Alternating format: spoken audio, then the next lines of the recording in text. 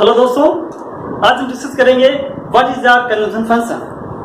तो ये conversion function होता क्या है? कन्वर्जन फंक्शन बेसिकली बताता है कि conversion function is a functional relationship between consumption and income. इसका मतलब उपभोग फलन आय और उपभोग के फलनात्मक संबंधों को दर्शाता है। यहां पर इस तरह दिखा सकते हैं, C is a function of Y। यहां पर C क्या है? आपका कंजम्पशन, Y क्या है? As a income. इसका मतलब consumption function is a functional relationship between consumption and income. तो यहां पर आपका इनकम के चेंज होने पर कंजम्पशन में चेंज आ रही है। हमने कहा कि income as increase, consumption as increase, income as decrease, consumption is a decrease. तो आपका कंजम्पशन फंक्शन क्या है? Consumption function is a functional relationship between consumption and income. इस कंजम्पशन फंक्शन में हम दो तीन चीजों का जिक्र करेंगे आज। जैसे कि हम देखेंगे आपका एवरेज प्रोपेंसिटी टू कंज्यूम क्या होता है, average propensity to save and marginal propensity to consume and marginal propensity to save. ये आपके कंजम्पशन फंक्शन के चैप्टर बहुत इंपॉर्टेंट टूल्स हैं जिसको हम लोग आगे काफी यूज करेंगे। यहां पर बताया एवरेज प्रोपेंसिटी टू कंज्यूम, औसत उपभोग प्रवृत्ति। यहां पर एवरेज प्रोपेंसिटी टू सेव, औसत बचत प्रवृत्ति। इसी तरह रहेगा मार्जिनल प्रोपेंसिटी टू कंज्यूम, सीमांत उपभोग प्रवृत्ति। इस तरह मार्जिनल प्रोपेंसिटी टू सेव, सीमांत बचत प्रवृत्ति। अब ये एपीसी, एपीएस, एमपीसी, एमपीएस ये क्या होता है? हम लोग जानते हैं कि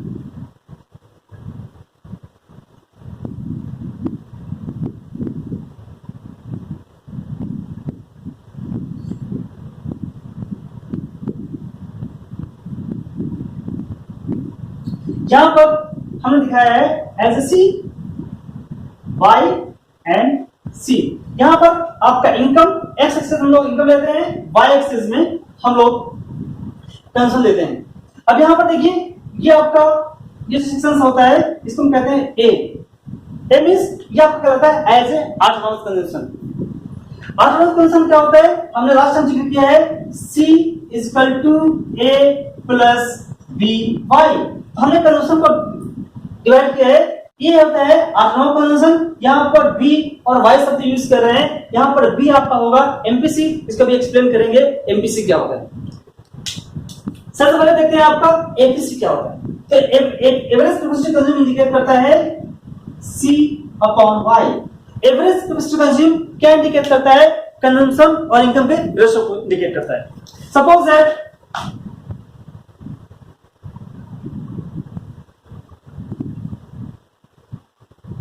तो आपका एवरेज प्रोपेंसिटी टू कंज्यूम क्या है? OC1 upon OY1। तो ये आपका कहलाता है एवरेज प्रोपेंसिटी टू कंज्यूम। इसके तरह हमने यूज किया है एमपीसी। तो एमपीसी क्या है? हमारा इनकम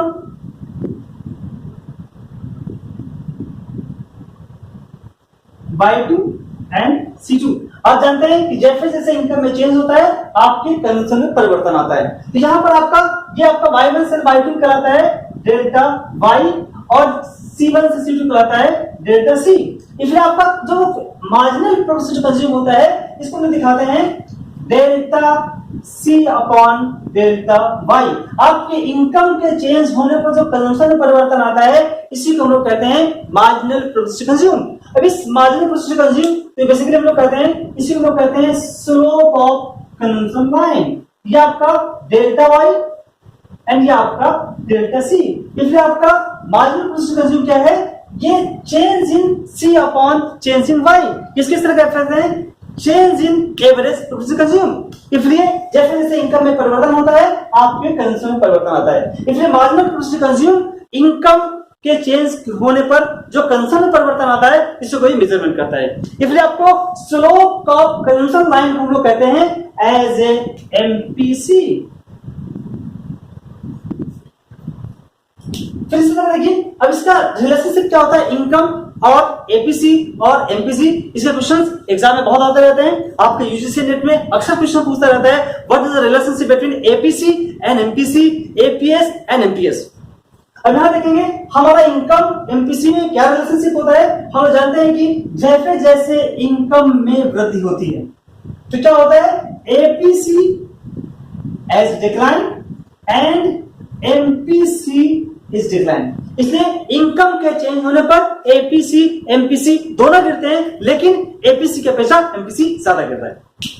इसी तरह suppose that income as decrease तो एपीसी इंक्रीज, एमपीसी इंक्रीज, लेकिन एमपीसी एपीसी की अपेक्षा कम बढ़ता है। इसलिए इनकम और एपीसी एमपीसी में इनवर्स रिलेशनशिप दिखाया गया है। इसी तरह जब जिक्र करते हैं इसी तरह आपका एपीएस, तो एपीएस क्या होता है, एवरेज प्रोफिटेबिलिटी क्या होता है, ये सेविंग और इनकम के रेशो को इंडिकेट करता है। आपके इनकम के चेंज होने पर एपीएस में क्या रिलेशनशिप होता है, इनकम के चेंज होने पर एमपीएस में क्या परिवर्तन होता है, इसका हम अभी जिक्र करेंगे। तो आपका एवरेज प्रोफिटेबिलिटी क्या होता है, चेंज आपका सेविंग अपॉन इनकम के रेशो को इंडिकेट करता है। इस तरह आपका एमपीएस क्या इंडिकेट करेगा, delta S upon delta Y. Income के चेंज होने पर आपके सेविंग परिवर्तन आता है, इसी को हम कर सकते हैं change in S upon change in Y, क्या कहलाता है, एज ए एमपीएस। इस हम जानते हैं Y equal to C plus S. यहां पर जो वाई दिखाया गया है वाई क्या है, एज ए डिस्पोजेबल इनकम। अब डिस्पोजेबल इनकम क्या है, हमारी डिस्पोजेबल इनकम को क्या करते हैं, लोग कंज्यूम कर सकते हैं, बाकी बची इनकम को लोग शेयरिंग कर सकते हैं। इसलिए मैंने कहा कि suppose that change in income, तो अगर आपके इनकम में परिवर्तन होगा तो आपका change in consumption and change in saving. तो यहां पर दिखा है जैसे जैसे इनकम में परिवर्तन हो रहा है उसी तरह आपके कंजम्पशन में परिवर्तन हो रहा है, आपके सेविंग में परिवर्तन होता है। इसी आपके change in consumption change in saving, इसी को लोग कहते हैं एमपीसी एंड एमपीएस। इसका एक मैक्रोइकोनॉमिक्स से बहुत यूज किया जाता है, हम भी आगे पढ़ेंगे मल्टीप्लायर, एक्सेलरेटर, एक्सेलरेशन, इसमें काफी यूज करेंगे। यहां पर हम जिसका टॉपिक डिस्कस कर रहे हैं वो आपका है कंजम्पशन फंक्शन। तो यहां पर दिखाया गया है कि इनकम के चेंज होने पर जो कंजम्पशन में परिवर्तन होता है इसको हम लोग यूज किया है एज ए एमपीसी। इसी तरह आपके इनकम के चेंज होने पर जो सेविंग में परिवर्तन आता है इसको हमने दिखाया है एज ए एमपीएस। तो इस तरह हमने देखा कि इनकम के इंक्रीज होने पर APC and MPC as decline. इसी तरह इनकम के इंक्रीज होने पर APS and MPS as a increase. इस तरह इनकम के डिक्रीज होने पर APS MPS as a decline. यहां पर दिखाया गया एज ए इनवर्स रिलेशनशिप। तो आपने देखा यहां पर अभी दो चीज का जिक्र करेंगे कंजम्पशन फंक्शन में, एक होता है लीनियर कंजम्पशन फंक्शन, एक होता है नॉन लीनियर कंजम्पशन फंक्शन। तो यहां पर जो इस फिगर को एक्सप्लेन किया गया है ये आपको इंडिकेट करता है as a linear consumption function. जब कंजम्पशन फंक्शन के चैप्टर में पढ़ते हैं तो कंजम्पशन फंक्शन में बेसिकली दो तरह के कंजम्पशन फंक्शन पढ़ेंगे, एक होगा शॉर्ट टर्म, एक होगा लॉन्ग टर्म। तो शॉर्ट टर्म में कंजम्पशन फंक्शन में क्या होता है कि जैसे कि जॉन विल्किंस ने कहा था, एक थ्योरी दिया था जिस थ्योरी हम लोग कह रहे थे साइकोलॉजिकल लॉ कंजम्पशन। तो साइकोलॉजिकल लॉ कंजम्पशन क्या कह रहा था कि इनकम के चेंज होने पर कंजम्पशन में परिवर्तन होता है, लेकिन उस रेशो में वृद्धि नहीं होती जिस रेशो में इनकम में वृद्धि होती। इसका मतलब कीन्स कह रहे थे, कीन्स का साइकोलॉजिकल लॉ कंजम्पशन कह रहा था इनकम और कंजम्पशन में प्रोपोर्शनल रिलेशनशिप होता है। इसी तरह हमने जो वर्ड यूज किए हैं एपीसी, एपीएस, एमपीसी, एमपीएस, इसके कंप्यूटर एग्जाम में क्वेश्चन बहुत आते हैं। ऐसा क्वेश्चन पूछते हैं, जानते हैं लोग कि एमपीसी प्लस एमपीएस दोनों का योग एक होता है। अब हमने कहा कि सपोज है, हमने लास्ट लेक्चर में देखा था कि हमने कहा था यदि एमपीसी 1 है तो एमपीसी 1 का मतलब है कि कंजम्पशन और इनकम में प्रोपोर्शनल रिलेशनशिप। जितनी आपकी इनकम में वृद्धि हुई पूरी की पूरी आपने कंज्यूम कर लिया। सेम यहां पर एमपीएस क्या होता है एज ए 0। इसी तरह हम जब कहते हैं एमपीसी 0 हम लोग कहते हैं एमपीएस एज ए 1। तो यहां पर एमपीसी एमपीएस दोनों का योग एक होता है, लेकिन शॉर्ट टर्म में लोग बात करते हैं कि MPC greater than 0 less than 1, इसलिए हम कहते हैं कि MPC greater than 0 less than 1, इसका मतलब होता है कि कंजम्पशन और इनकम में प्रोपोर्शनल रिलेशनशिप होता है, नॉन प्रोपोर्शनल रिलेशनशिप होता है। इसका मतलब MPC ग्रेटर देन 0, इसका मतलब 0 से ज्यादा है, इसका मतलब कि आपका MPS 0 से ज्यादा है, आपकी MPC 1 से कम है, इसका मतलब इनकम और कंजम्पशन में प्रोपोर्शनल रिलेशनशिप रहेगी। तो आपने कंजम्पशन के चैप्टर में हम लोग 3 टॉपिक पे जिक्र किया, average process consume, marginal process consume, average process consume and marginal process.